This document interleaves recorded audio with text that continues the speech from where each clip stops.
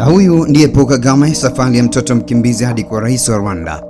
Katika historia ya Afrika ya kisasa, kuna viongozi wachache ambao wamekuwa na ushawishi mkubwa na wenye utata kama Paul Kagame.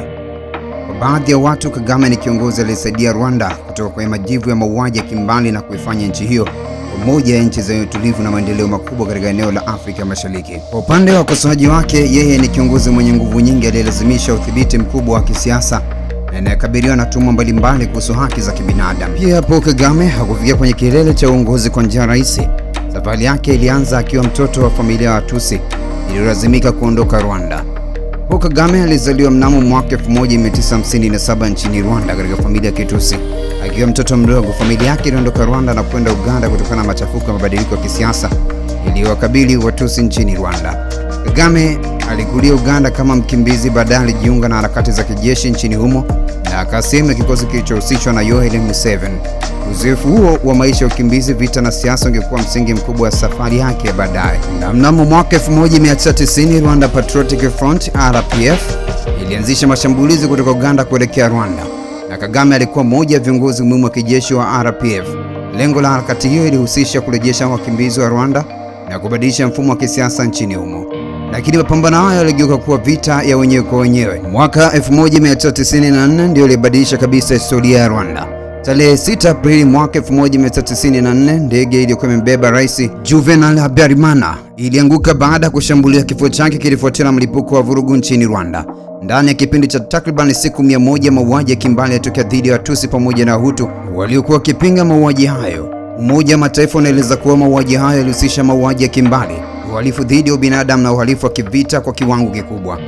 RPF chini ya uongozi wa kijeshi wa Kagame uliendeleza mapambano na kusonga mbele na hatimaye ikachukua udhibiti wa Kigali na kumaliza utawala wa vikosi vilivyokuwa vikiendesha mauaji. Baada ya vita kumalizika, Rwanda ilikuwa imeharibiwa vibaya, miundombinu ilikuwa imeanguka, familia zilitenganishwa, mamilioni ya watu walikuwa wamekimbia nchi na jamii ilikuwa imejeruhiwa sana. Na hapo ndipo serikali mpya iliundwa. Pastor Bizimungu akawa rais, na huku Paul Kagame akiwa makamu wa rais na waziri wa ulinzi.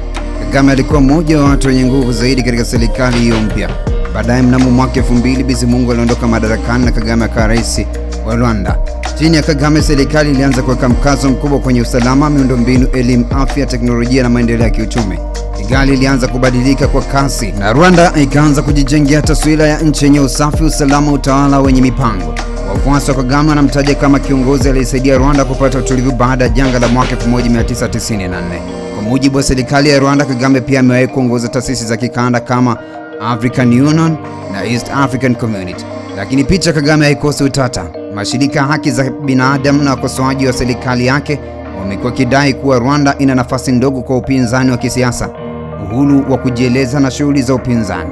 Human Rights Watch imeandika kuhusu madai ya vitisho, kukamatwa, kutoweka kwa watu na ukiukwaji mwingine dhidi ya baadhi ya wakosoaji wa serikali ya Rwanda.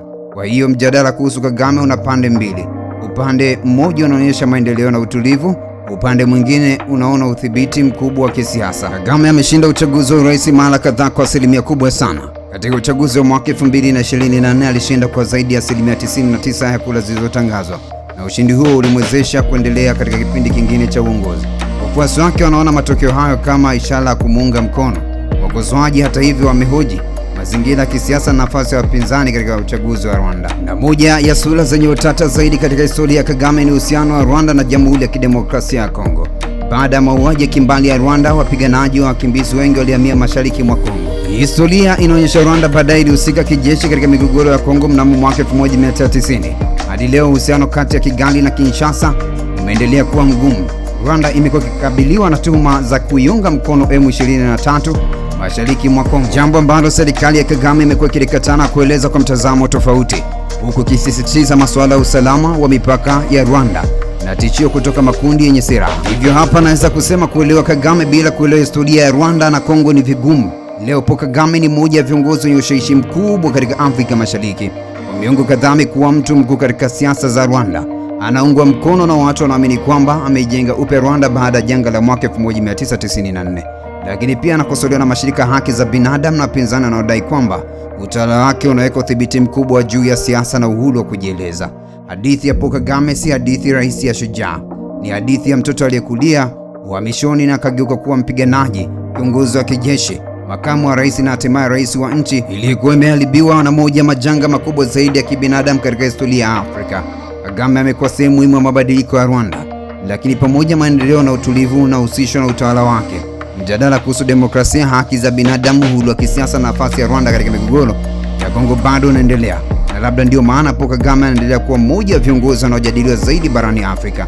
Swali linabaki, je, Paul Kagame ni kiongozi anayeokoa Rwanda na kujenga upya, au ni kiongozi anayefanikiwa kujenga taifa lenye nguvu huku akidhibiti sana nguvu ya kisiasa? Jibu la swali hilo linategemeana na upande unaotizama, lakini historia yake haiwezi kutenganishwa na historia ya Rwanda yenyewe. Natumai umependa makala hii. Usisahau kusubscribe, like, share na kucomment.